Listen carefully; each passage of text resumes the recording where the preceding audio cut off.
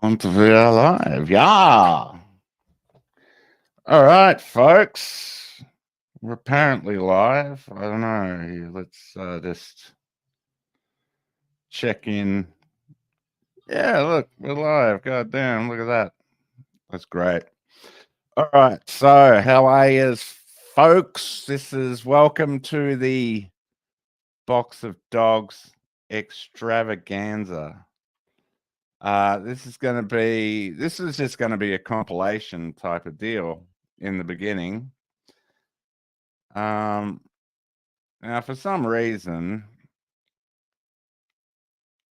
Rumble hasn't picked up that we're live now. It's still running anyway, so Rumble's going to be a bit behind. I think it should kick in about a minute, hopefully. Still working these things out. Anyway. Oh, no, we're on Rumble now. Okay, we're good. We're live everywhere. We're probably even on X. I'm on X, man. I thought about that. Yeah, we're live on X, baby. I wish I was on X. Fuck, that would make this whole thing a lot more fun, wouldn't it? Live streaming on X. I wonder if Elon actually thought of that. I wonder if he was like, you know what? Let's call it X. Why is this fucking saying I'm on Wi-Fi, but I should actually be hardwired into this bullshit. Oh, well, fuck it. As long as it's working, I don't care. So, beer. Anyway, let's kick off with a little music. I've been really enjoying watching this song again, and this will come up again later, but I just very much enjoy this song, and I'm going to work on it, rewrite it.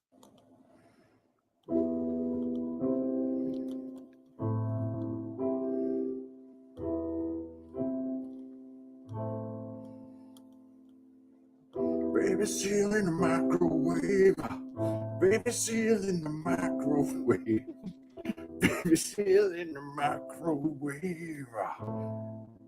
Keeps turning around. Yes. One of my favorites, to be honest. I love that song. Anyway, you'll hear that again later when we get into the extravaganza. Oops. Sorry, just setting that up. I was going to just go straight into the meaning of extravaganza, except my lasagna's not quite done, so I got a few minutes to kill, and a few things have popped up here. Let's just go through some. Screw it. Let's just go through some things. All right. So, Avi Yemeni, who I'm not, I have mixed feelings about the chap, but he does some good work from time to time, I guess. So let's see here. Avi talking to a police whistleblower. Left it as a commission inspector level, then came back, and he's now currently an assistant commissioner. And in that gap between his time, he was Daniel Andrews' staff officer. Mm-hmm. Surely that's a conflict of interest if you're supposed to have a separation of power. Well, in my view, absolutely.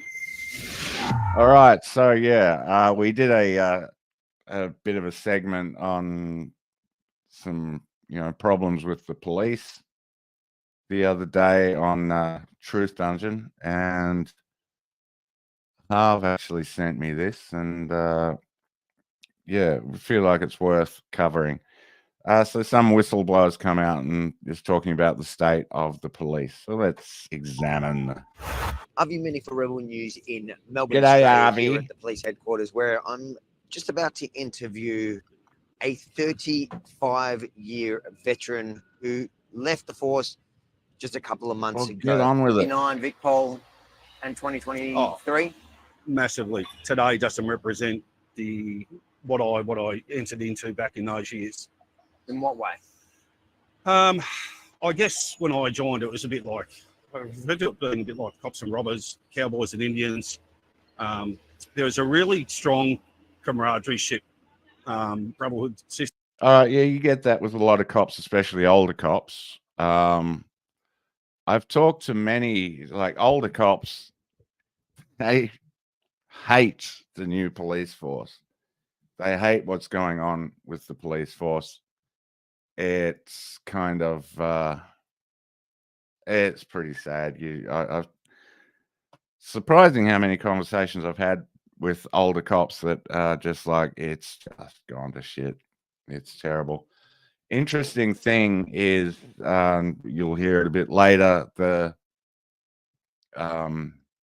cops are struggling to hire, but they've got the quotas and whatnot, and cops are leaving in droves, and cops are even committing suicide.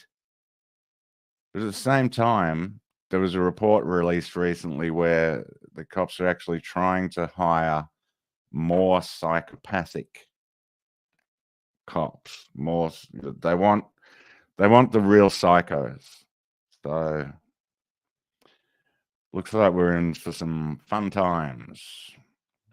But at least they are hiring the psychos, but at least there's gender equality. That's good. So half the psychos are women, you know. Sisterhood within the organisation. Swings and roundabouts. In the latter years, that's been dismantled. It's been taken away. There's no loyalty. There's no camaraderie. It's just you're a robot. You're coming in to do your shift, and then you're out the door. Was the culture then better at enforcing the law, or was it just better for police on the force? Oh, look, I think of both ends, and I honestly believe back then that people had the public devoted confidence that they knew that if they were in trouble, that we would respond and that we would take appropriate or affirmative action, and that's certainly bygones to what we face today. I don't know what it was like in Melbourne in the 70s and 80s, but, well, the 80s, the 70s, for example, when that guy was a fairly active cop. I grew up in a small country town, and they've even screwed small country town policing. They rotate the cops. But we used to have the town cop, and he knew everyone, and it was it was the way to do it, because you had the guy, he knew everyone, he dealt with it was just a better way of doing things, and I'm guessing that is the kind of thing this fella's talking about. How do you think Victoria Police handled COVID? Yeah, COVID. I think it could have been a little better. It could have been handled a lot better. You really fucked this. But as he brings up, orders. It's done irreparable damage in relation to the public size. Yep. There were so many elements of that just didn't sit comfortable at the best of times, and I'm speaking for them too, because I've had this feedback constantly, and when you're being pretty much directed or dictated to by government, particularly in the COVID section, that was really disappointing. I absolutely feel for the community over the period. I mean, obviously, I lived in that as well, and I was probably fortunate that I was able to go to work for the lockdown, for the Ring of Seals, and God knows what. But that was my life. But so yeah, at least I could get out of the house. Right. So while no one else could get out of the house, at least he could get out of the house because he had a job. He was a cop.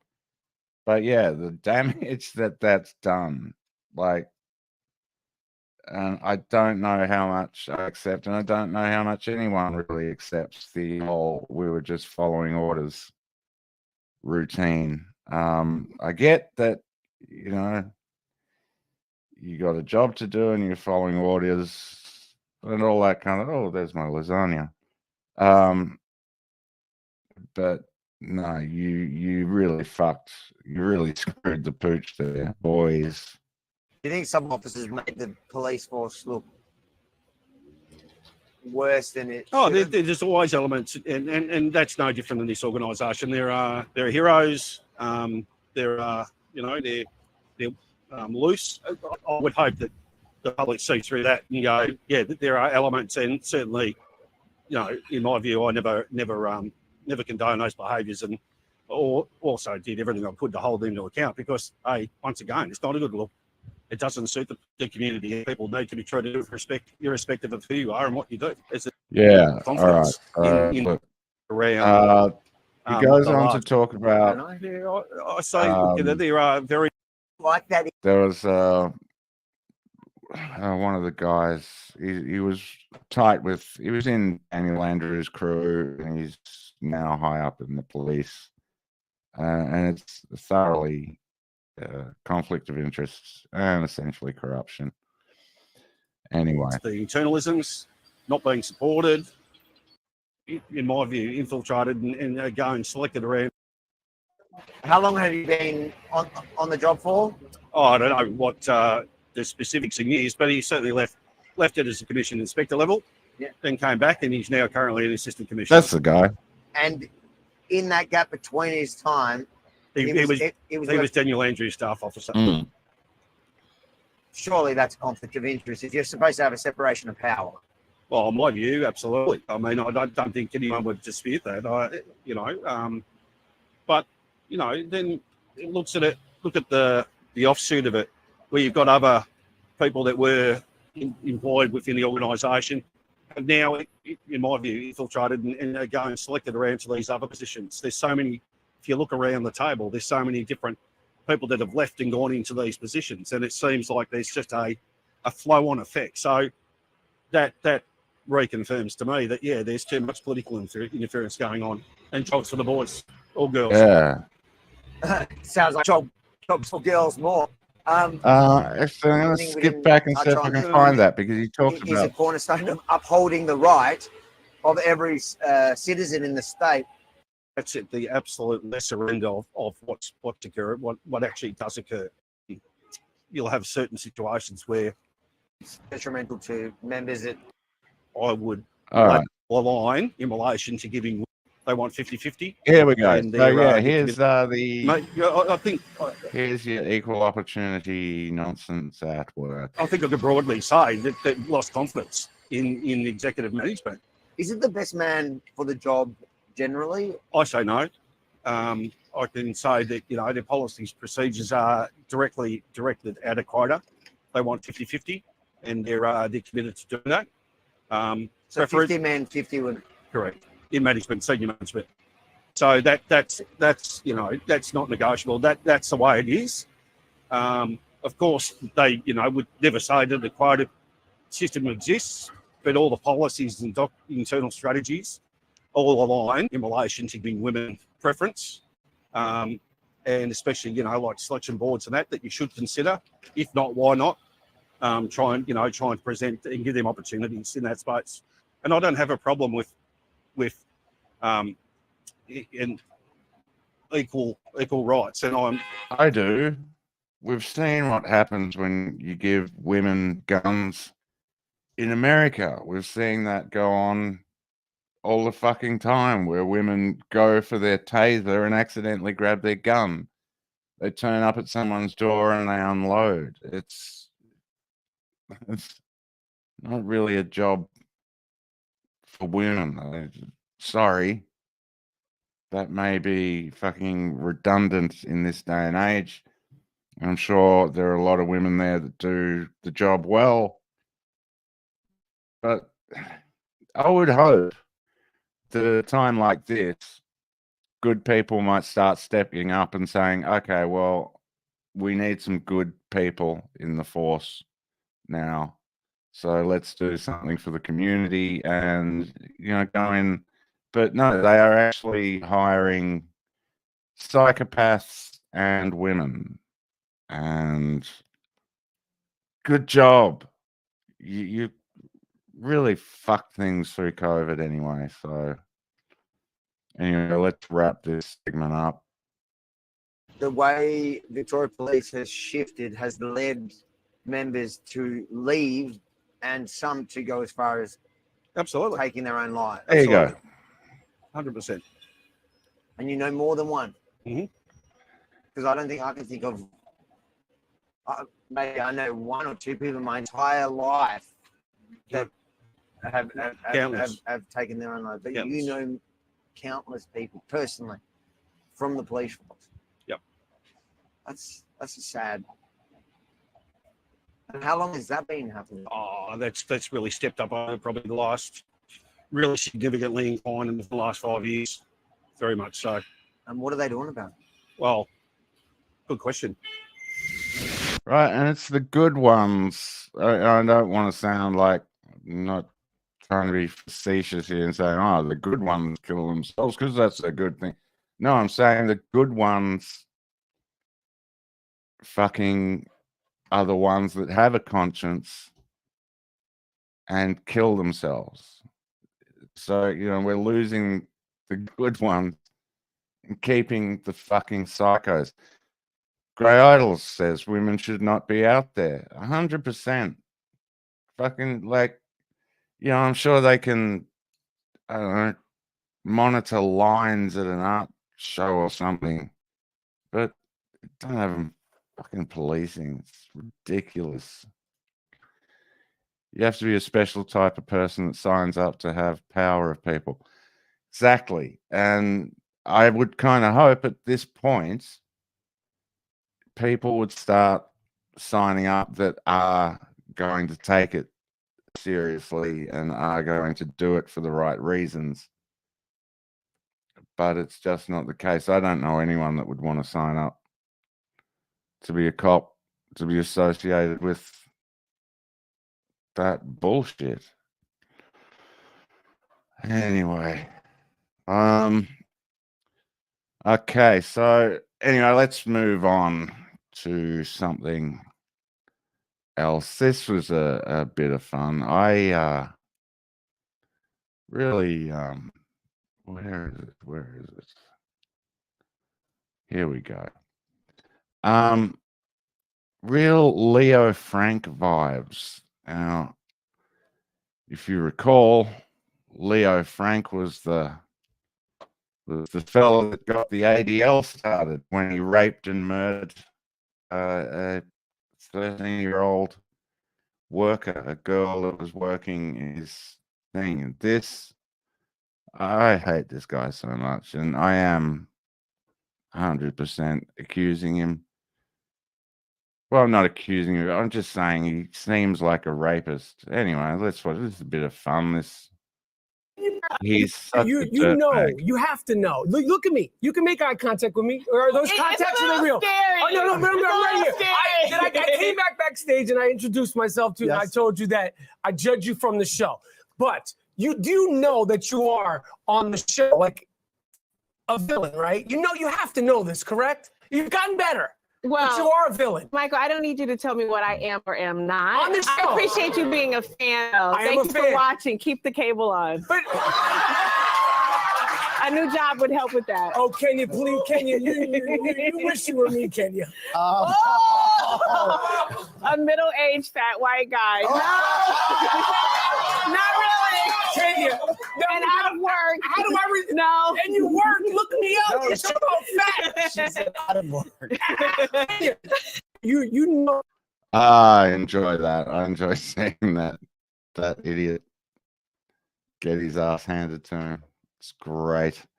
I don't know, that guy, he should just, he's not doing the Jewish people any favors. Anytime he speaks, it just is awful. But I mean, this is, you got him, and then you've got, well, people like this. She's a classic. And I commented, just a reminder, it's never okay to hit a woman. You will want to punch this bitch, but it's not okay. It bothers me, and I'm gonna say it. I see this message even from the Israel supporters. Yeah, the situation in Gaza is awful. Our heart breaks too for the children of Gaza. Let me tell you the truth. The situation in Gaza is not awful. This is us pampering Gaza. What is happening in Gaza right now is Israel doing them a favor. And before you, the Israeli supporters who feel the need to apologize for what is happening in Gaza and show the world that no, we care about the Palestinians too, just ask the Palestinian supporters if they ask the Palestinians if they feel sorry for us for what they did on October 7th. You should look carefully because there are only 13% who are against what happened in Israel. Actually, it's not going to be so hard. You can just go to south of Gaza where the IDF told them to go so they will not get hurt. Where the IDF are now carpet bombing. Go to this place, you'll be safe. Start carpet bombing, boys. These people, they really do. They really are pretending that before October 7th, the Middle East was just roses, rainbows, and fucking unicorns. I still, I repeat, I still don't understand how people can take this and claim to have a moral position. It is not right. I have no idea why he's even liked. He was on Friends with Fuck. Yeah, it's beyond me. I mean, he's actually getting paid now to do that shit. Like, he's getting paid to spruik the whole Israel, we're victims, and it's just bizarre. But he's just so hateful. There's that wonderful video where he gets snowballed. That's fun. That is always fun to see that. Just to see a New Yorker come along and just go, shut the fuck up, Rappaport, you mutt. It's what he deserves, essentially. Anyway, enough of that, the juice. We'll get into the... No, you know what? Fuck it. Let's talk a bit more about... It was 7 hours. How is she not angry at the IDF for not turning up for 7 hours? And then when they did turn up, they rolled in with tanks and jets and killed their own people. Yet it's still, you know... And also, it's worth noting that Hamas, there was a deal. Hamas were working out a deal where they were going to release the hostages. But what they wanted in return was their hostages released. Israel didn't want to do that. So that deal fell through. It's worth noting these little, you know, so all these whiners that are still going on about, oh, they've still got the hostages. Well, they offered to return them. You didn't want to do that deal. Anyway, these people are morally bankrupt. All right, we're going to just go over and cover a little bit of Assange, a bit more about Assange, because some interesting things have come up that I wanted to talk about. This one in particular, where are we? Yeah, this guy. I fucking love this guy.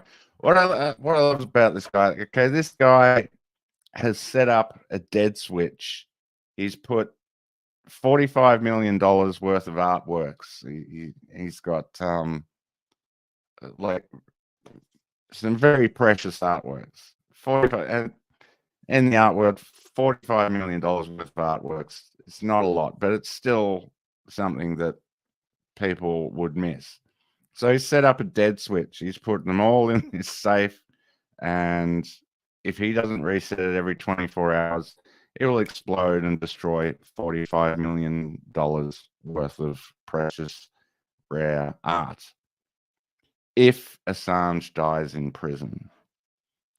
Let's hear this guy. Oh, I see. I have to share this other thing. Okay, stop that. Let's share this guy. Okay. He's attracted global media and attention and criticism after vowing to destroy some of the world's precious artwork. if Julian Assange dies in prison. Now, what I love about this guy, the reason I love this, like, as much as I think Black Lives Matter and all those cats, scumbags in so many ways, they really stepped up and did so. They're like, you know, we believe that Derek Chauvin should go to jail for life. And if he doesn't, we're going to destroy the cities. And they got their way. I mean, you know, they're backed by the Democratic Party and all these things. But and that's essentially what this guy's doing. He's laying something, he's putting something on the line. He's saying, I'm going to destroy this. Now, I wonder how many more of us would have to do something like this, and how many more people are willing to do something like this. I mean, if we took to the streets and threatened to destroy our cities if they didn't release Julian, would we get our way? Hard to say. We have a Picasso, Rembrandt, and Warhol, and many another. I did these things to create the platform at which kind of we can discuss in the culture platform without any politic and without any ideology. Just published what taxpayers funded. Yeah, he did nothing wrong.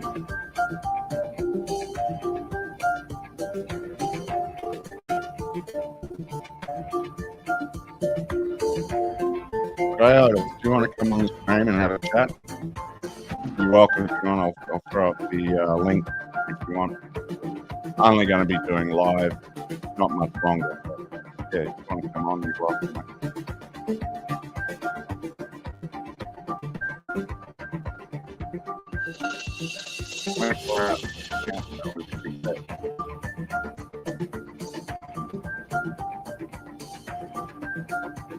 This timer, it's like a Desmond switch, which kind of has to restart every 24 hours. If these timers will be not restart, so the experiment will be destroyed again. Yep, a lot of people have been brainwashed through. That's the other thing I was saying on the other stream. Like, even if those allegations were true, and they're not, but even if they were, it's not right that he should be thrown in the worst prison in England without charge, without trial. It's, you know, it's insane. Love to, but I'm watching on TV. No problem, man. Another time. It's just as I said the other day, you know, opening these things up.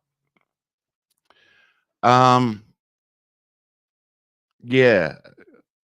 Like, even if you think he's a dick or he's, you know, even if you think he's arrogant, that doesn't mean he deserves what the treatment he's getting. Even if you think it's true that he smeared shit all over the walls, if that were true, he should be in a psych ward, not a fucking prison. Like, it's just. Anyway, I really like that guy. I think this guy's fucking great. That he's just like, you know. So anyway, having gone down that rabbit hole of Assange, this thing popped up on a thread. There is someone on Twitter called, where is it? All right, I'll just share it. I had it up on Twitter thing. Anyway, the accusation that the thing that this person is bringing up, what they're saying is that Assange's wife is not his wife. It sounded, when I first heard it, I was like, "This is just nuts."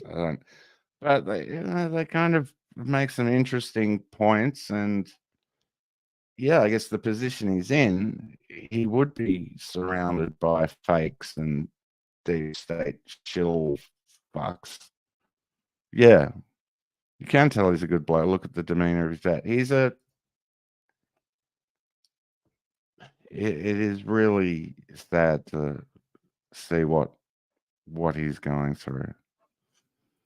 The only photo of Stella pregnant, supposedly pregnant, because the photo's faked, and we're going to prove that to you. It was put out by her boss, Rupert Murdoch, with 60 Minutes. Right. So she's saying that Stella is like works for Rupert Murdoch, and it's not her real name, and her father, the secret agent types. The flesh of her, not only Stella's knuckles into the belly. A lot of these ones, I think there's some nutty kind of stuff about this. I don't know how much these things are really photoshopped, but Stella's mentor at the time, we already know he was publishing for the United States Department of Defense. Dad is a secret agent, and his name is Sergio Albio Gonzalez. He actually worked with Julian Assange's rape accuser, Anna Ardeen, in Cuba. So there you go. So apparently her name is really Sarah Gonzalez Devant. That's her father, who's a secret agent man type of dude. Worked with the rape accusers. SIDA, S-I-D-A. Now, I have no idea where she's getting this information from. I am just showing you this video, but there is an interesting one coming up. A photo of Assange's wife, Stella, and Assange together, which is clearly photoshopped. Swedish authorities. It's a little odd. The baby picture Stella put out of herself. Go to Julian. Look at the feet, for example. Okay, yeah. He's much taller than Stella, and his feet apparently are now buried a foot underground because she's standing on the ground. Their knees are the same height. This one, I don't know. You'd have to. This one is okay. So this is fascinating. One of her bosses. Look at his neck. Look at this area here. I'll see if I can zoom in on it here. Like, his neck is seriously fucking. Okay, can I? No, it's only fucking. It's only doing this. So okay, it's not doing that. If you can see it here, the neck here. I think she zooms in on it. So the first thing you're gonna see the neck. Wonder when you're looking at this portrait. It looks weird. The longer I look at this photo, it looks weird. Like, why is he looking that way? Why is he looking away like that? I mean, I guess people take those kinds of portraits and whatever. But they really have just whacked his head on someone else's body. This one is kind of. Why is Assange looking the other way? Well, let's look closer, because I want you to focus on his neck. Okay, so look at his neck. Look at that. Do you see something odd on his left side of his neck? Besides the double chin that he doesn't even have, right? Well, that's where they cropped his head on. And we have more evidence of that as we're going to keep looking. Note his left hand on Stella Rainbow. Okay, so she goes through. Yeah, okay, there's a nice close up of it. Just his head. That's just so pasted onto that body. That's just so badly fucking. Anyway, that the YouTube video is just called Julian Assange's Fake Wife. The chat Chief Sands is the name of the person who's doing this, and on Twitter they're Chief Sands. You can check that out. The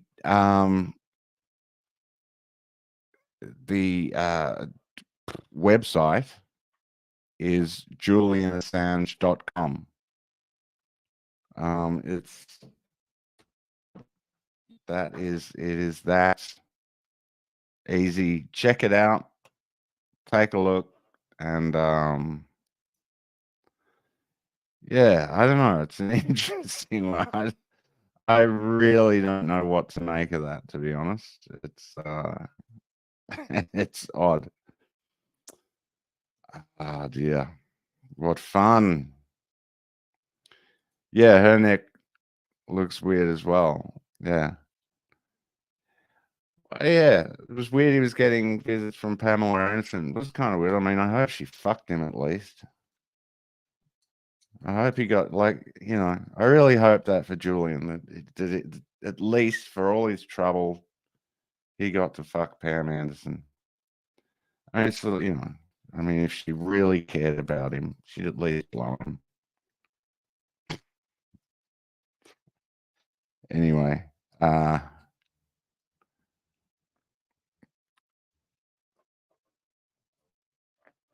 have to applaud Roger Waters for standing up for what he was. Roger Waters has been, like, he's remaining a solid dude. Like, I mean, there was something a little while ago he came out and talked about, I was kind of unsure about, but there was one recently, he called out Bono, and Jimmy Dore actually does a video on it, and yeah, Roger Waters calls out Bono, because Bono is just such a piece of shit, just a garbage fucking, you know. How important is your music career that you'll work for the deep state to make sure you get, you know, and what a garbage man. Anyway, now we are going to launch into the Box of Dogs extravaganza. I thought I'd try this. It's kind of gonna kind of be a greatest hits to some degree, I guess. I'm going to see if this works. I don't even know if it's going to work, but I thought it might be fun to try a long marathon live stream, see what happens. Maybe we'll pick up some more crew. Because like I was saying the other day, I want this thing to be a community. That's the whole point of this. The other thing I want, like, we're doing the Truth Dungeon thing. A big part of that for me, a big part of this for me. I know a lot of men, we don't get to hang out with our bros anymore. We don't get, like, what we're supposed to get at the pub. A lot of us, we've become isolated. We don't get that anymore. Men need that. We need that time to shit talk and just, you know, would you discuss like important topics, like, would you fuck Pamela Anderson if she had no nose and half her head missing? Because it's still Pamela Anderson. I mean, you know, I think a lot of people, these are the things that men need to really consider. Big issues, important issues. Anyway, my point is I will never monetize this channel. I might do some product placement and live reads at some point if it ever comes to that, but as soon as you monetize, you are restricted in your speech. Suddenly you can't say a lot of things. So my attitude is fuck monetization. I think we can, you know, maybe I've set up the what is it? The what the fuck is it? Patreon. set that thing up. I thought it might be nice to do that kind of stuff. People can donate occasionally, build up a supply of money when we want to do something, do an event or something. I'm not worried about making money off the channel for me personally, because my business should be up and running soon. I'm getting fucking waiting. It's driving me a little nuts. But anyway, so I should be all right for money soon.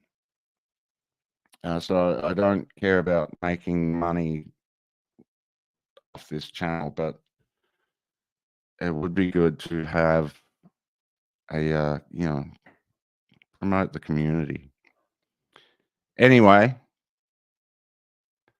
so let's have a little bit of this extravaganza. Let's see what happens.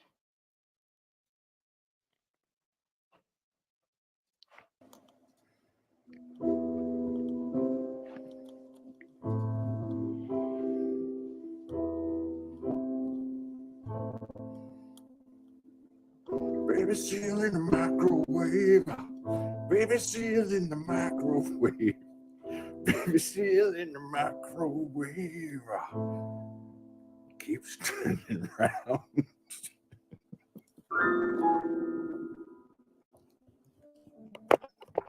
It's a fucking lockdown right now. Come off it. We're not in a prison drama, are we? We are in a prison drama. This is the fucking Shawshank Redemption, right?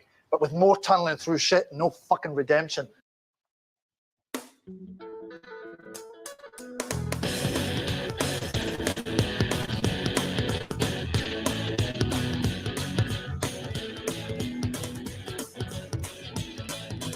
I don't want to be that person anymore. I don't want to be that guy you loved before. I don't want to be that person with you. I don't want to be that guy with you. I don't want to be that person anymore. You can take it over, yeah. You can take it right who you want to be. But you can't take it all pieces of me. I don't want to be that person anymore.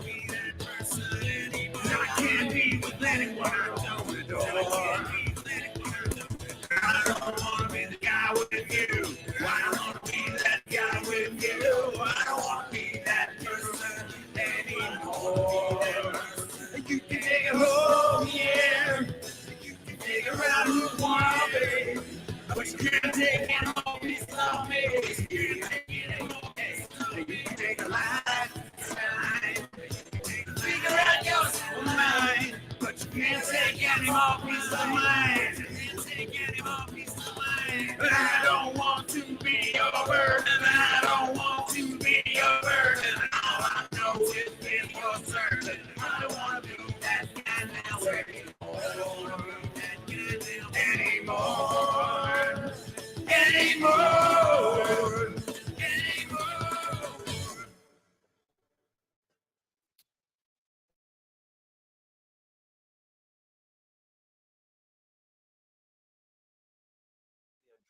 I'm here to fucking tell you folks, you don't know what you're fucking losing if you want to get into all this victim mentality bullshit, right? The whole thing of being an outsider is you are already blessed with the opportunity of having a harder path. Oh, no, not another box of dogs. Another box of dogs. I got a message today from my internet provider saying you haven't paid your bill. And I also got another message from them saying, are you okay? You haven't paid your electricity bill. So I was going to make the joke, if suddenly the lights go out and the internet cuts off, that's what's happened. Did the letter actually say, are you okay? It said, are you okay? Yeah, it freaked me out. Here we go. Yeah. Here we go. Yeah. Right? Start the conversation straight away. The cult of safety for your fucking chamberment into fucking tyranny. Yeah, so I'm not insane to think that that was weird, right? Stop. An intrusion upon your fucking personal space, your personal physical or psychic well-being by an electricity company was not asked for. Thank you very much. Yeah. It was weird. Like it's don't think it's some kind of union. I know what you're doing with your big communist ideas of the collective and everyone gets together and you help everybody out. We're all going to be there. I know now I've got a, you know, I'm a fucking, this is my video system for my big, this is what I watch DVDs on. Oh, nice. This is how up tech I am. Yeah. I think that's a fucking good idea though. Yeah, right. You know, I'm looking for a Discman as we speak. So, all right, yeah. So I bought that fucking thing. Hang on, you still there? Yep, still here. I got you. All right. Yeah, we'll see. So where are you? Where are you? You're in Australia. I'm in Mildura in Victoria, in Australia. Yeah, my girlfriend and I left Melbourne during the lockdowns. It just got too weird. It was horrible. There was nothing happening. Everyone was trying to do comedy online, which sucks. And they did it here. I was like, "Do you want to do this, Steve?" No, exactly. Mate, I won't even fuck girls with condoms. Like I don't like fake. Right, like you have to wear a condom. I'm not fucking to that. Yeah. Sorry to be crude right off the bat, but basically, like, why would I put a rubber thing over? Is like, what are you talking about? Like, yeah, something between me. The idea is to get close to the other person, as close as possible. Let's put something in between that. It's a sexual speed hump. You know, that's what I think about speed bumps. So like for 2,000 years, you let these Romans build roads, and now you put things in the roads. Right? Like, let's just slow the cars down so you don't run it. No, it's not. It's for your fucking brainwashing control. The whole health and safety thing has gotten so out of hand, and it's a money grab. It's all. This is what drives me nuts, that people can't see these things for what they are. That it's. Didn't I do the health and safety material in fucking 2008? Yeah, you did. You did. Didn't I fucking tell them? Didn't I tell them in PC in 2008 about hate speech? And didn't I name my first comedy DVD while it's still legal? Yeah. I fucking told you. I fucking told you. The health and safety is what? It's a fucking small form of oppression from the state, so you can't do anything without permission, blah, blah, blah, blah, under the guise of safety and everything else that they're going to bring in. Yeah. It's all bullshit. Yeah, why does every single person now have to have a high-vis jacket? People wear them as like a fashion thing now. It's like the mask. Figure that's the next big fashion thing. Yeah, well, the Asians have been on the ball for ages. I thought maybe the Asians walk around and go, "Hey, everyone's caught up to us," you know. They're very ahead of the curve in that regard. Oh my God. I know. I can imagine. You know, somehow I was in Australia for 7 years, and then I get plucked out to come here to do a tour, and then this thing happened. I was in Melbourne, so I would have been in that fight. I saw you at the Brunny. It would have been 2019, I think. And yeah, I had a ball. And I love that you talked about feminists in particular, because no one will touch that subject in like Melbourne comedy unless they're like, yeah, I'm a feminist. And it's like, no, you're not. Oh, totally, mate. Mate, I've watched them here too. If it's the same here, it's fucking, you know, you don't think England is propaganda stop fucking nightmare fucking central. Really? Fuck. I was told I should go to England to like that. It's a much better place to do comedy. You can work a lot more and.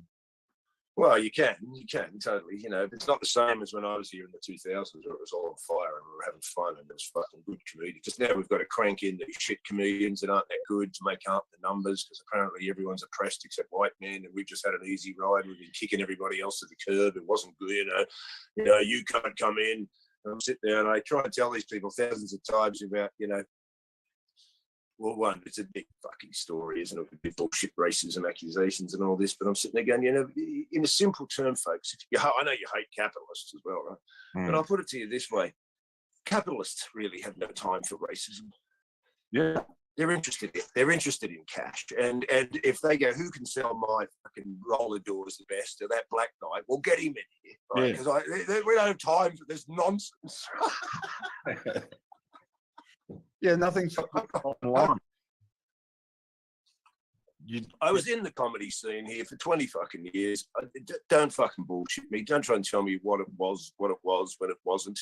If you were funny, they didn't care if you were black or a chick or a fucking had a Sikh turban on. They didn't give a fuck. Do you make the whole room laugh? Yeah, your phone starts ringing. Yeah, right. Yeah. That's it. Yeah, right. That's right. Yeah. What are you talking about? What, are you going to pull heaps of punters in here so I can sell beer to them? Yeah. Yeah. Get them on the fucking line, mate. If you're selling booze, that's right. You fucking, you know, if you're going to rip the room up, which means there's people are going to come and they're going to enjoy themselves and they're going to buy more booze if they're enjoying themselves, then, mate, they don't have time for going, yeah, with the black girl. They don't give a fuck. They give a fuck. Especially in the world of entertainment. I mean, what are you talking about? Like, yeah, it's a really open field. You haven't seen bands from the 70s with 3 black guys and 2 white guys. Musicians don't give a fuck. You know? That's what gets me. People from like our era. I mean, I'm not sure how old you are, but I know I'm like 50s, so I'm a 70s kid. We didn't really fuck with racism. It just never. It wasn't a thing, mate. If you were a dick, we'd fucking kick. Well, yeah. Well, we all know. We all know that this isn't. You know. Hello, it's cutting out a bit. Oh. Well, you know, there's an agenda going on. So, right, there's an agenda. There's a fucking psychological program that's been implemented through decades through this intelligentsia and academia and the media. Yeah. And, you know, these are divide and conquer strategies, psychological warfare to create separate groups under the ideas of oppressed minorities so that they can then prosecute the majority, really. Right. Because why? Because now you make weird laws about subjective experiences. You know, it's my first thing why I did that stuff about PC so early. Why? Because you're telling me that you were going to start putting law around people getting offended, not abused or you know, not even insulted. You know, we already had laws for abuse. You know, you don't just walk up to people in the street and fucking swear at them in the face, right? Right. Yeah, you could have an issue with that, right? But, you know, when they started marrying, and we've already got laws for that stuff, you know, you could call the cops and actually have something done. Oh, this guy's fucking freaked out on the bus, mate. Right? But to say that someone was offended, you're talking about it's just a subjective thing. We've gone through this a million times in my fucking talks about this. It's very simple. I'm not some intelligentsia genius. It's just obvious. It's a red flag straight away when you want to put an objective law around a subjective experience. What are you talking about? Right. The fucked up thing about it now is the people that are pushing back against it, like they're really trying hard to shut people down. I would have thought this nonsense could have been over a long time ago. I don't understand people going along with this shit. It's beyond. I think that, of course, this whole observation of what's happening in front of us is to people who are have any kind of rational thinking, common sense, or deep sort of spirituality. It's a bit of a absolutely. But you know, it's like it's a weird observation of mass mind control.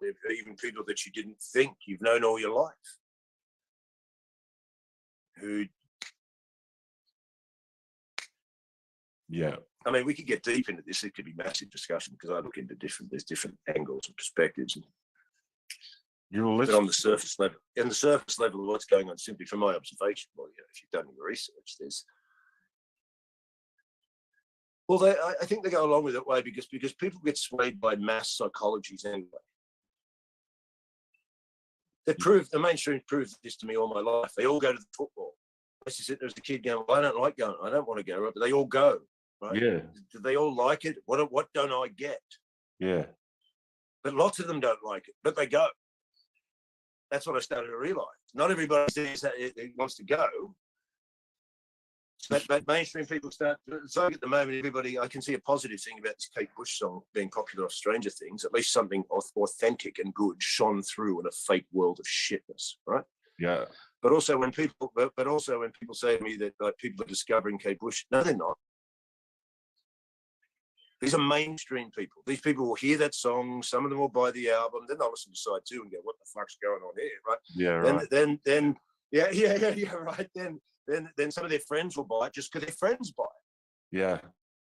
Like I never wanted to be this cynical all my life about the mainstream. But ever since I've been doing fucking been on stage for so many years, especially in comedy, because in the underground you're still in the underground. But when I'm into comedy, well, I'm more in touch with the mainstream than I was when I was in metal and stuff. So, and what I discovered is, there's the mainstream. So because I used to come from the underground metal world, once I did comedy, I figured I was in the mainstream. But if you're a guy that's coming to, or a chick that's coming to see comedy with a bunch of guys you don't know, you're just coming down to see comedy. Those people can be mainstream, but they're not mainstream. Mm. Right? Because they don't know who they're going to come and see. They're going to go out. They're going to do it. There's mainstream. That's when you get stratospherically big. They don't go to anyone they're not told to go to. Yeah. Yeah. So this is why I always tell people like this. See, understand this. Unless you become real big, this big off your own fucking merits, and you stay strong and true to yourself. But if you let the system make you this big, understand all these fans you think you've got are not fans. They're the window dressing to the marketing you've been through. Right? Yeah. See, I'm underground. I've actually got fans. I'm only cult famous, but I've got fans. I went to Australia, had a fucking dark night at the Soul for 7 years, really didn't do any gigs. I'm not on the radio. I'm not keeping up my profile. So I come back here after 8 years of being away, but I go to Ireland and I basically sell out the tour. Now, I'm not selling out 500-seater rooms. I'm selling out 150, 200-seater rooms down to 50 rooms, right? But after 10 years gap, I go there, people come. Why? Because I've got fans. I want to see that guy. Yeah. Yeah. Right? Like that guy's back. All right. Whereas if you let the machine make you, like Pink Floyd told you, welcome, my friends. Welcome to the machine. Then they told you, we know what you dream. We told you all this. And now, what that does is now when you get marketed like this, the people who don't really like stuff gravitate towards you. So once that machine that put you there can take that away, those people vanish. Patrice O'Neill talked about that too. Right. It's like, sort of give it to you so they can take you away. So like 90% of the people who are into you aren't even really into you. They're not into you. Yeah, they're just going. Like, I was in Glastonbury about 2 weeks ago doing a couple of shows there, and then they had big acts on in the day, but with other acts who aren't as big. So Josh Whittaker, for example, he's on the TV a lot over here, this fella, and then he goes and he goes to TED. There's 1,000 people. And then as soon as he walks off stage, 750 of them walk out. Wow. And so then the next act, no one knows because the telly comes on and then there's like 100 people left, 150, 250 people left. Yeah. Why? Because that 700 just went to see that, but nothing else could be good. Because he's on the TV, so... Yeah, right. So that's the thing. They don't have any kind of, we'll go and see something else. Maybe something else could be good. No, they just, I'll go and see that one. That's the one I see. He's the one from the TV. And then they see it. Now we've seen it. Now we leave. The little serotonin program blip is already in there from seeing. So I've experienced that myself as well. When I see someone that I know from seeing film clips and whatnot, there's a little rush. They've really tapped into this. The psychologist and they've really made this an art form. Like I kind of what, sorry? the mass formation, the psychosis, the absolute mind control of doing that. If you see someone on the telly enough, you will want to see. It doesn't really matter what they're saying. You'll just accept. Bands coming out and saying, I'm on Team Pfizer. I'm on Team... That was hilarious to me. I was pissing myself laughing. Like they were going to the crowd, which one did you get? And they're like cheering for Pfizer. I thought they were the bad guys. This is a remarkable observation of the of a completely, and it hasn't even gone as mad as it could go.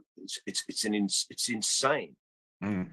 And while everybody's gritting their teeth under the force of persecution, be it through PC or the loss of their jobs or that, right? Insanity is just spewed out. Yeah. And everybody in the force of not being wanted to prosecute, which is not new, because if you read any book by guys who want to write about being in communist Poland or communist Russia or that, they tell you what, there's just lies and lies and lies and insanity, but no one says anything until everybody is kind of insane. Mm. Yeah. None of those books are like, I had a nice time, you know? It was like a holiday on the beach. We all had fun. We had seasons. Oh, and they shared everything, and everyone got human rights. And mate, see, we could talk for hours, you know, because this is a massive fucking topic. It is. It's like goes into. I mean, here's what I like at the moment. Right? People's own compassion and the good parts of being human, it's just being inverted and used against them, right? Yeah. So in the sense of all these PC cancel culture, this is how I view them. Right?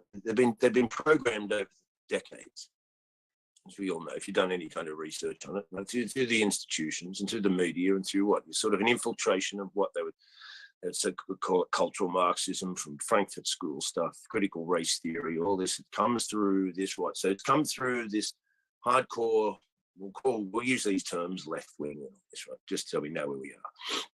So it's come through academia. We've seen it because I'm 55 too, and I've watched it. We didn't get this shit at school, and yet if you look at it back now, you see the shit we got. It was slowly coming in.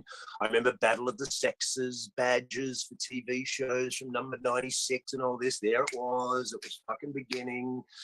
I remember in the 90s when people started to call their boyfriends partners and their girlfriends partners. I used to go, what are you fucking doing, right? I didn't realize then that, see what they're doing? They're desexualizing, the demarcation. Making it all you. Right. Here's the beginning of all this fucking bullshit they're going on with about now, right? I never succumbed to this. I never called my girlfriend a partner ever once. It was offensive to me when I heard it. No, Steve, you don't get offended, dude. You know what I mean? Yeah. The non-offensive guy. I was like, what? No, there's no sexuality in it. No femininity in it. Yeah, you don't exactly like on fuck the shit out of your partner. No, I mean, my mate used to do jokes about that. Mind if I lick your vagina, my partner? Like, it's just pathetic, you know. It's just, you know, like a penthouse forum. Yeah, I know. Here's my partner. Partner in what? In fucking crime? In life, Steve. We take our journeys together. I know you're making now the new age creeps into it with all your fucking bullshit, right? Mm. So they've done all this stuff. It's slowly been coming about, and then what? So now, when you program these kids, you know, when there's people my age that are falling for it, these kids I give a bit of grace because they copped it hard. Oh yeah. Right. So. You know, and that kid, there's a whole war in Jordan. You know, it's fucking unbelievable. And so, the thing is now, like when those Greeks, or whoever it was, snuck those fucking soldiers into that city with the Trojan horse. Trojan, yeah. Right, I think, hey, we've got a gift. But at night, they all scurry out and massacre you. Well, this is what they've done. Hey, we're giving you what? A psychological Trojan horse of what? Oneness, no suffering. Individuality coupled with diversity and you know, rah, rah, rah, all the outsiders getting a chance. Yeah. And the evolutionary of the global citizen, we're all one. It's dumb. Tricking you with metaphysical truths. Right? Because in transpersonal consciousness, you would say, yeah, you're one. But you're not operating here in transpersonal consciousness, in personal consciousness. Yeah. Right. But they want to tell you it's just a subjective postmodernist, whatever's in your own head is just what's going on. So here's that ties into the PC stuff of what a subjective law, objective law around a subjective thing. Everything's subjective. Right.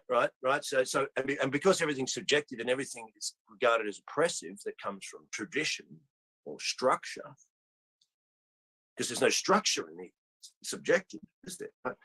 So they view everything. That's why they call themselves progressive, right? And therefore, they need to change everything and destroy it.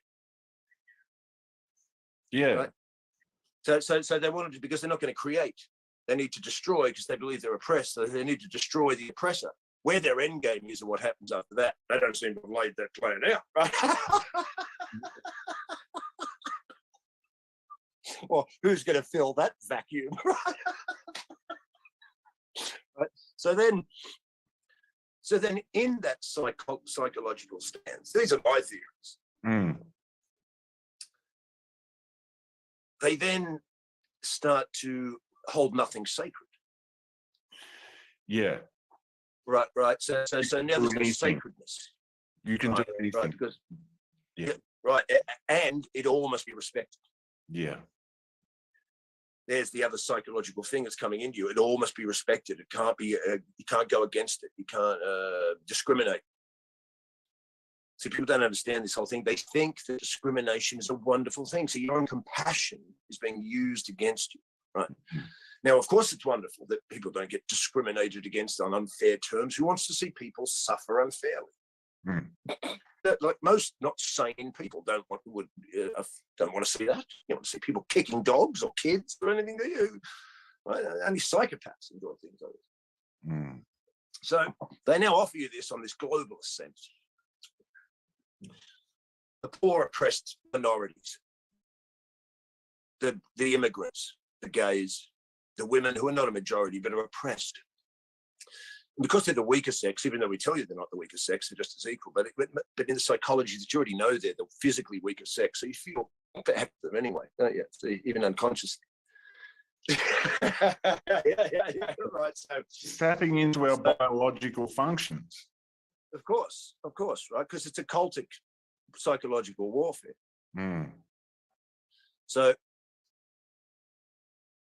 So now all these groups have been propaganda to that they're victims. They're victims of this oppressor. What is this oppressor? It's white men. It's capitalism. It's the church, which is true. And there's a truth to these things. That's the thing. Right. Here's the thing. This is not all just a fantasy. But they don't realize that the rebellion that they've been programmed with to go against these things has been programmed them by these things. And they go, but why would these things put a program in there to have them destroyed? Because this is globalism, folks. Yeah. Right? So you have to understand that capitalism, capitalism will be destroyed or rerouted or redesigned into different things. They don't care if you pull this system down. Right? You think you're going to get if you start to get a win that maybe certain positions in your government start to get called out for what's gone on in the past few years or so forth, you might see you feel like you're getting some justice. Watch out, because your governments are already gone, and globalists want your governments gone. See, they're already in the crosshairs, folks. Right? They're just husks of things now, puppets, voicing the fucking plan of a fucking agenda. So don't think that they're the bloody government. The government's already gone. Right? It's like when they had that plebiscite thing in Australia about gay marriage, we'll give them a vote. I already knew it was a yes win. Why? Because it's a global agenda. The plebiscite is an illusionary thing to give you the illusion of power, especially lefties. And you think, yeah, we got it up against the homophobes. It was all bullshit. It was already a fucking win, mate. Yeah. I refuse to participate in that fast. You're complete. I don't participate in any of their services, right? Yeah. I don't participate in their fucking, I have a fucking go and get a mortgage. It's all a circus. It's all a circus. Someone said to me the other day, my mate in Australia, I mean, I'm living in a box room in a house, about to move to Manchester with my ex-girlfriend. My stuff's in Australia in storage, half my stuff's in storage here. I'm 55. I live like a fucking student. Right? I should feel ashamed of myself. I don't. No. Right? So my friend said to me the other day, Steve, wouldn't you fucking like to have your own house? Wouldn't I? To see I've got a whole record, CD, DVD collection, book collection I've collected in Europe over 10 years of tracking around. I've never seen put up. It's in boxes. If I go through it, it's going to be, I didn't even know I had this. Fuck, I forgot. Right. Yes. So yes, of course. He goes, wouldn't that give you peace of mind? I thought, here's the fucking clincher. Why do you think me getting in debt to a bunch of demonic globalist banking system fucking lunatics who want to give me some money, but not give me any money, give me no money, just transfer some numbers to me, then say you owe us the numbers we transfer to you, plus twice as many of the numbers again, so you can live in a house and have peace of mind. Because as soon as you're in that house, everybody else turns up. The council, the government, the insurance companies. Now everybody else is there. Hello, could we get this for this? Could we have that for that? Could we get this? Could we get that for that? Insurance, you better get insurance. You have to get insurance. Yeah, I've got so much peace of mind now. Like, what are you talking about? I'm not getting involved in that fucking system to think maybe I can get in there and get out. No, it's already designed to fuck you in the ass, right? Once you own it, you don't own it. The government can step in. They did this with the truckers in Canada. They just stepped in. They gave them massive fines. If they don't pay those fines, they'll take their houses. You don't own it. Not with this government. No, we don't know if you want to register it. That's why you don't even own your kids, because you registered them. See, what does register mean? You register it, so you loan it from the state. So even if you break down the word regis, which comes from what? Regis, which is what? King. King. Fuck. You sign it over to the king. Oh, fuck. Holy shit. Yeah. Jesus Christ. Right, because you registered it, so it's on loan to you. So a social worker is basically a bailiff for human beings, because the system can come back and get its product back. Why? Because you registered your kid with a birth certificate, didn't it? Well, now it's a product. Yeah. So here's another part of this whole fucking thing. You know, their birth certificate, and I'm not an expert on it, but the basic thing is here's where the sovereign citizen people turn up. So do you know that the basics of that? Do you know it? I know it basically, very basically. Well, it's the same here. I'm not an expert in sort of, I know some experts, great. But, that's one of those. Well, it's basically like this. It's all got to do with money. So you registered. Once you registered, part of you is now on the stock exchange. If everybody, because they are registered, they're owed money from the system, actually. Right? You're all worth a bunch of cash, which is owed to you.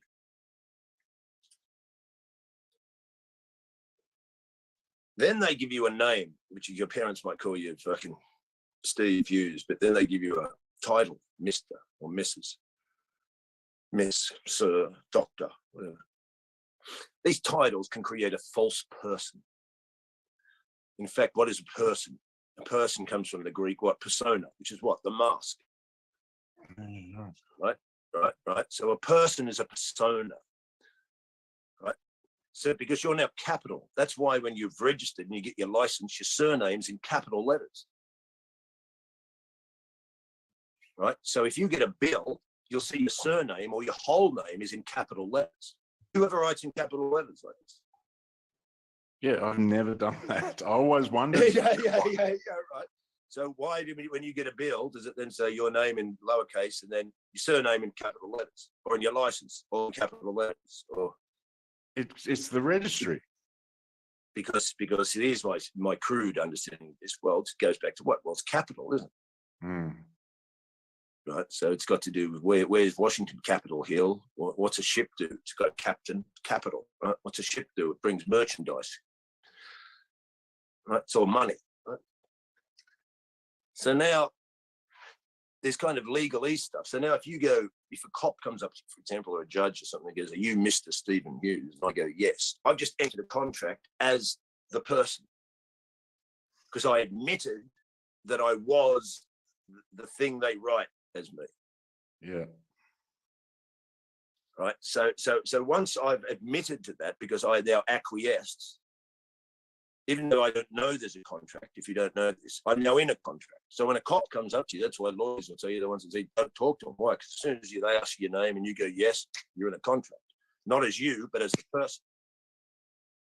Mm. Right. yeah, right. So then they'll talk to you how words are associated with this. This guy I listened to years ago saying this. He goes, so then it's all under maritime admiralty law, which is the law of commerce, right? Because you've got common law and law of the land, but then there's the law of commerce, which is the law of the sea, right? So if you see like those American flags and they've got a gold rim around them, that means they're not working for America. They're working for British Admiralty Maritime law. They're working for. So if you go into a court, see, once you go into a court in a country, you've left the country. Yeah, right. Where do you go? You go into the dock. Shit. Right. You're docked. You're dry docked. And so what happens when a ship, that's why all ships are named after women, because they give birth to manifest goods. And what does a ship do? It births. What do? You birth. What happens when you're born? Your mother's water breaks and you come down the canal. Right? And what do you come out to? The dock.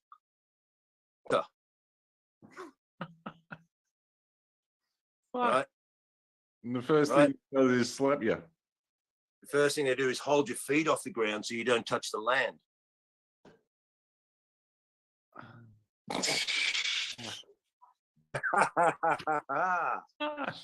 That's right. Yeah. Right. Because it's ritualistic. I don't know if they do that anymore, but we've all seen it in fucking, right? Yeah. Because then what happens? Well, then you've got to sign the registration. What's that do? Gives you citizenship. Now you're on the ship. Now you got the doctor. And what happens? You've got to put your money in the banks to get currency for the water flow, for the money flow. If you don't pay, you'll go under. And then when you go to the court to give us more money back, you have to stand in the dock. The riverbanks. Right, and the riverbanks. You've got to put your money in the banks next to the riverbanks for the currency. Get your citizenship and get the captain to fucking sign your certificate to get your manifest birth.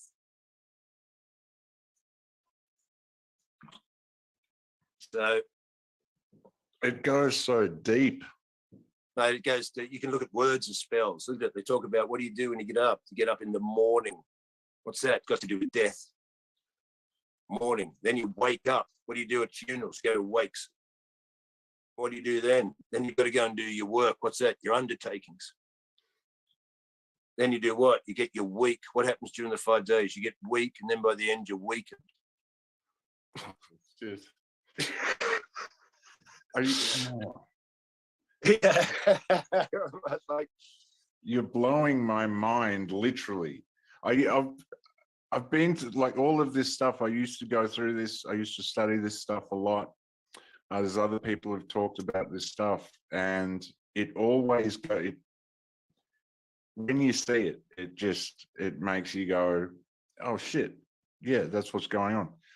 I came across this quite by chance earlier. It's a Bruce Lee thing. He said, don't speak negatively about yourself, even as a joke. Your body doesn't know the difference. Words are energy and cast spells. That's why it's called spelling. Change the way you speak about yourself, and you can change your life. What you're not changing, you're also choosing. Yeah, this stuff. Spelling. It really is. It spells television. Tell a vision. Yeah, and what do? They broadcast. Yeah. What do you do with spells? You cast spells. Yeah. Right, like Hollywood. Yeah, that's the old one. Yeah, the wood. The old. Yeah. But anyway, getting back to what we're talking about, it seems. See, what we seem to be. These are my opinions. People can take them as they want. With all these PC cancel culture people now, and feminists and LGBT and everything that's got going on. See, now you've got these victimized, erroneously reacted groups.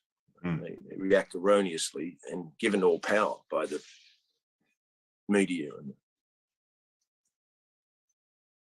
So in one sense, they're the ideologies divide and conquer given to you by the enemy.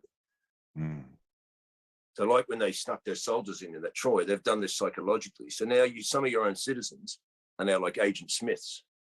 Right? So I call them psychological foot soldiers. Right? So now what do? Well, you've infiltrated the walls of the city. Yeah. You haven't done it by a marauding army. You've done it with psychology through the citizens already behind the walls. Right. So now you've because why? Because everything must be, and this ties into the flatten the curve, because all these ideologies are about making everything the same. I mean, why do they think they started giving people trophies for participating? That still cracks me up. Yeah, right. Well, see, this is what it is. This is what it is. It's to demoralize any sense of individual exceptionalism. Yeah, because any kind of individual, do not stand out. Why? Because this is making the weaker or the less accomplished feel bad. Now we haven't even asked them if it is. Yeah, but we've just told you that. And of course, if we propagate that enough to the ones that do feel bad, we can generate in them pathological victim mentalities.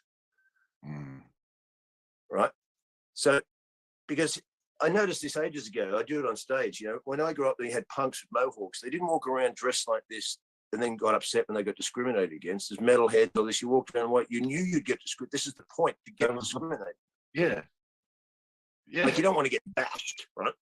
Who wants to get bashed? But what you want to do is you want to stand out wide so that you're unemployable from the system. Like is this giving you enough message? Yeah, it was a joke. We used to say, because I used to run with the punks back in the day. It was a joke. You'd come out and they'd go, "You wouldn't fucking employ me." I mean, fucking, like going into a place where everyone's in suits and you go in with the leather jacket and the hawk and the whole bit, and like, these fucking, it was a joke. It was like you didn't want to get the job. Yeah, yeah. The whole thing was also it was an aesthetic rebellion against the normality, the system, being involved in the structural system of the 9 to 5, get the job, go the blah blah blah blah. Right? But what they've done, the corporate globalist agenda thing, is just it's brought in all the outliers, gays, immigrants. I even see a punk going, "It's very discriminatory that I can't get the job." I saw someone that even got them, right? So they bring them all in, right? See, here's what's so amazing about it. Is that they're always going, we want the destruction of the system and the capitalism. It's inherently racist and inherently sexist and violent and fucking colonialism and white men and patriarchal, right? So they're always going against it, right? Screaming for it to be destroyed. But at the same time, all their agendas are about begging for acceptance. Yeah. Right. So they're begging for acceptance. It's an amazing trick that they fucking played on it. So because they're just corporate rebellion. It's just franchised rebellion, right? Reversed, so that the whole system got you. Because also, this is why I didn't want to go in the mainstream. Why wanted it off me? It took all my time for not much money. Then it wanted me to pay insurance, get into debt, do this, fucking die at 65. This is what it's offering you. Mate, what's tempted you in? But don't you want that? Don't you want to get into so much debt that you have to comply? Isn't that the business? We will force you to comply by giving you something that we can take away. It's unfucking believable how they've been fucking, you know, as I said, if the young kids have fallen for it, I give them some grace, the poor bastards, right? They're under fucking attack, these young kids, right? Yeah. But when I've met men my age and stuff, oh no, Steve, it's probably a good thing that, oh Jesus. Like, Jesus Christ, mate. Yeah. Come on. You know, what's going on? Plus, I'll tell you this, you know, I fucking started a death metal band in Australia in 1984. What are my chances of success? Zilch. Success in the sense of we're going to go on the tour and go on the this and that. Yeah. Zilch. I'm in the Blue Mountains, 100 kilometers outside Sydney with me 3 mates. Listening to fucking records in the bush, putting together a band with a massive dream in my fucking head. Yep. And I fucking did that, and then that band broke up, and I fucking put tape trade and stuff all around the fucking thing, and then I got to join Mortal Sin. So then so in less than 10 years of even getting a drum kit from fucking Blue Mountains, I was playing at the Hammersmith Odeon with Testament. You were in Mortal Sin. Yeah. Right. Good. Didn't do it. Right. So. Now, I'm not here to blow me on Trump. I'm here to fucking tell you folks, you don't know what you're fucking losing if you want to get into all this victim mentality bullshit, right? The whole thing of being an outsider is you are already blessed with the opportunity of having a harder path. Right? The harder path will give you greater reward. Yeah. They're taking away your harder path. This is why PC and everything's about what? No suffering. No one should suffer, which is also tied in, if you don't think about it enough, to what is the pharmaceutical company about? No pain. No suffering. But any mysticism of that will tell you at this point of evolution, at least, you need to probably immerse yourself in pain to wake up. Right? Pain gives you what? Why you all want to dismiss pain? I don't know why, Stan. Why? It's uncomfortable. It's uncomfortable. It's fucking horrible. Right? You don't want to be in physical pain all the time. That's not a harmonious life. But I'm talking about just what? Really comfort zone, pain. How did I get from fucking the Blue Mountains? There wasn't even a thrash metal scene. I started the fucking thrash metal scene. Yeah. Now, not by myself. Like, we had me mates and we did there and we did gigs in halls and guys' backyards. And then we did a fucking gig at the fucking Padding. And then the guy at Utopia said, "We'll do a gig." So our first gig's in front of 1,000 people. So we went from one mate's backyard to the hall in fucking Blacktown with our mates, with us high, to then our first gig in public to 1,000 people. Yeah. Now, I understand I was at a good time in fucking metal, zeitgeisty fucking time. But still, I went from there. See, this is the underground. This is fucking the underground. You do it yourself. The blessing was to do it yourself. Right? That was fucking... And now you're under no power. You can express yourself. This is why I've never had a problem doing the comedy I do. Because I just came from metal world where you just did what you wanted to do, didn't you? Yeah. Do you want to call your album Satanic Sluts and put fucking 3 chicks on fucking crosses on the cover with you? Yeah. Well, that's not going to sell very well. We don't care. It's going to sell to guys that one of your records called Satanic Sluts, So people who've never understood the underground, they don't get that. They don't get that when that big system makes you, it can just fucking destroy you. They don't get what it's like. So all these PC people, you don't understand. You go, women don't get a chance in comedy. Yes, they do. I was here for 20 years. If you're funny, they let you on stage. Yeah. Yeah. Don't tell me that they didn't, because I know they did, because there was chicks there. Yeah. Like, what are you talking about? There was black fellas there, black chicks there, there was gay guys there, there was posh guys there was guys from council estate there, there was Scottish blokes there was redhead guys there was fucking Asian blokes there. What are you talking about? It is. Like, and if they were funny, they got work. Yeah.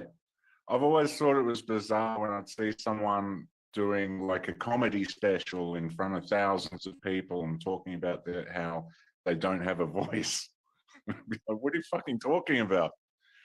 You're talking to like literally millions of people right now. That's what I mean. We're living in upside down bizarro world.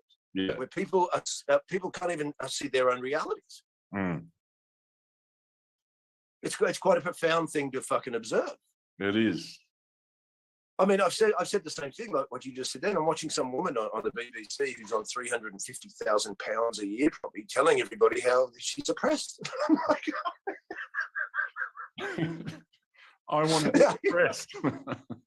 And you know what else is funny? I'm like 55 years on the planet, and all the girls I've gone out with, and the girls who are just my mates, and girls I've known in comedy, and girls, and I can't remember one of them ever coming up and going, Steve, I'm feeling oppressed.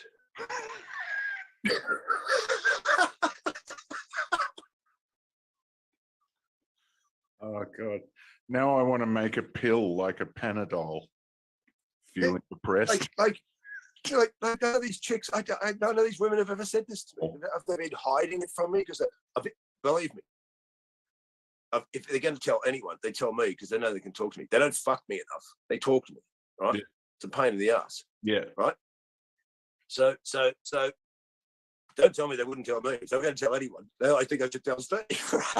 Yeah. Right. He's well read. Right. Yeah. He knows I won't suck his dick. Right. So, but I can't remember one of them coming up to me those times we went to gigs and one another, had barbecues or drinking beer in the back of cars. All these chicks going, Steve, I'm having a rough time with the oppression, you know.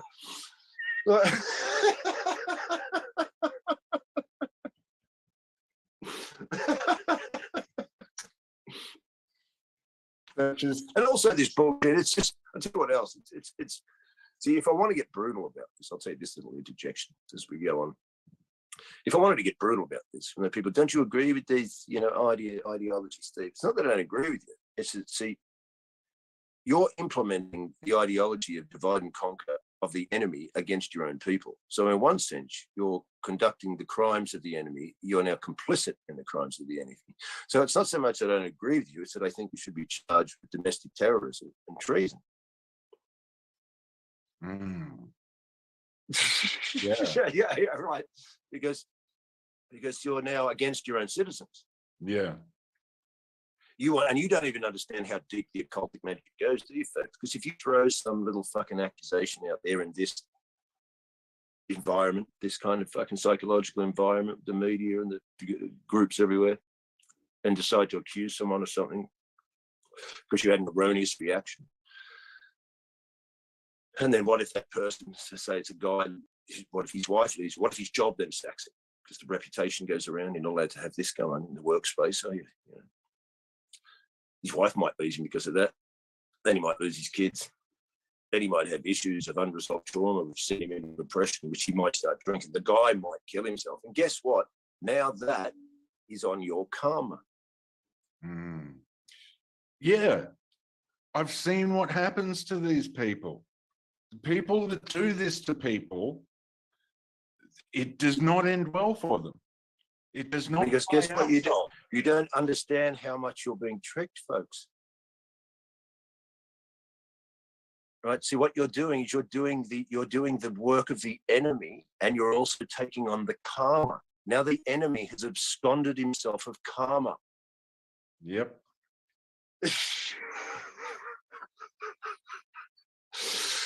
You better start fucking waking up. If you think all this discrimination and you don't understand it, taking the power away from every decision you're allowed to make with your own. So if we decide to dump a bunch of 300 black Muslims in a small town in Ireland, and the local residents go, we don't think this is a good idea, you just now, there's discrimination. Mm. Right? But that takes away the power of why can't these people say no, that wouldn't be good, and it probably wouldn't be a very good idea. Why are you against Muslims? Are you against Muslims that come from the North Cape of Africa? If you were 300 African fellas who grew up as Muslims in the North Cape of Africa, they have a different filter of life. Yeah. Right? I'm not saying they're bad people or anything, right? But their reality is vastly different. Oh, we're all the same, though. We're all the one. In a transpersonal, big metaphysical level, which you're not even thinking about, you little program fucking bot, right? You can't just stick 300 fucking black fucking Muslim fellas from the North Tip of Africa next to a bunch of old ladies who live in a village near Cork. I'm sure one or two of them might get on and have a wonderful time. Who fucking knows? But don't think it's all just going to pan out fucking fantastic. And don't think that these people who already live there have a right to say whether or not they think this would be a good idea for the ongoing well-being of their fucking town and their lives. But once you bring in the idea of discrimination, you take that power away and give it back to the state. Now they can prosecute because you have an opinion on how you think you would like your fucking town to be run. Right? Because everything's the same, isn't it? Okay, then why can't the Satanists come down to the school and go, we're going to teach the toddlers about demonology and raising fucking demons? And you go, we don't think it's a good idea for the kids. And they just get that's discrimination. Yep.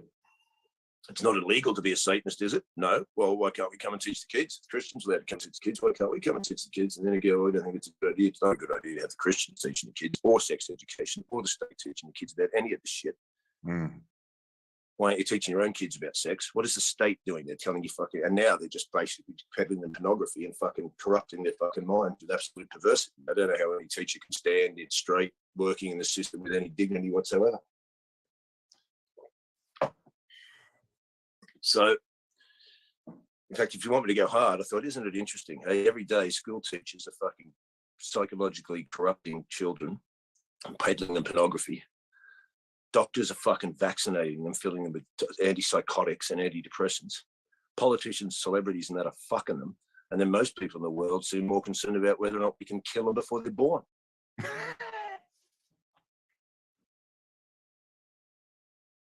You see where you're a bit mixed up, folks? Good luck, kids, because no one's on your fucking side. Yeah. I have a feeling that there's going to be a lot of very, very, very pissed off people in the future when they... Mate, I'll tell you what else they're going to get pissed off about. Why? They think they can go against nature. Yeah. That's insanity. We can outdo nature.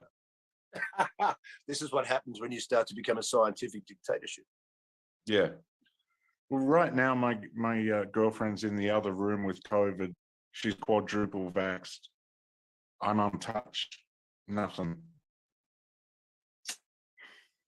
You know, because I've only been using nature.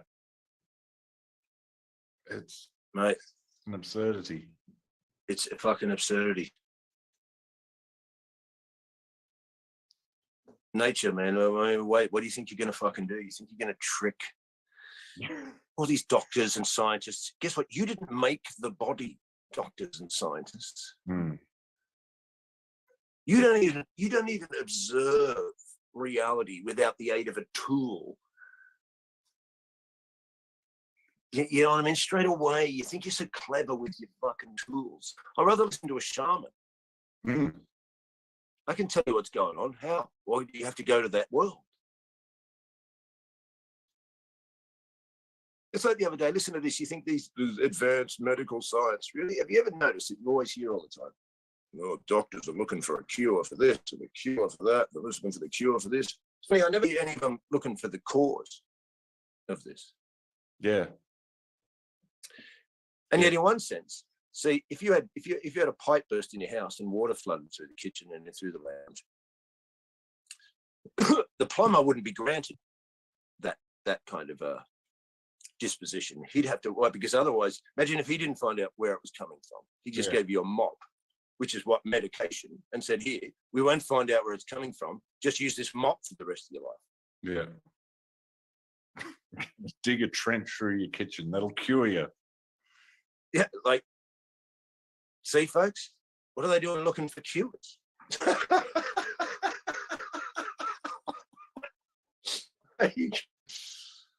So you just leave the whole of the pipe just open, do you?